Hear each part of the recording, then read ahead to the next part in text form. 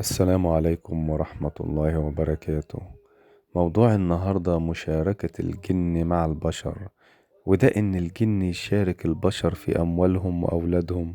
وهجيب دليل من القرآن على الكلام ده، وهنقول إيه الحلول اللي علمها لينا رسول الله صلى الله عليه وسلم.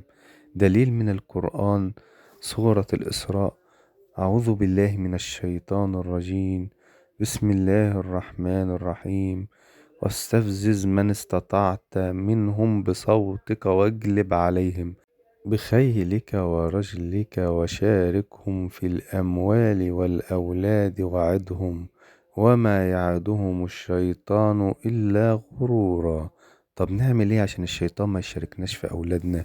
عن ابن عباس رضي الله عنهما قال النبي صلى الله عليه وسلم: لو أن أحدهم إذا أراد أن يأتي أهله قال: بسم الله اللهم جنبنا الشيطان وجنب الشيطان ما رزقتنا، فإنه إن يقدر بينهما ولد في ذلك لم يضره شيطان أبدا.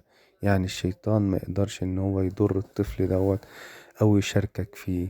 فاحفظوا الله يحفظكم، ودائما اذكروا الله وسمي الله حتى في أموالك وانت بتصرفها وانت بتاخدها. قول بسم الله الرحمن الرحيم، يحفظ لك ربنا مالك من ان الشيطان يشاركك فيه، ومن الولد يشاركك فيه برضو الشيطان.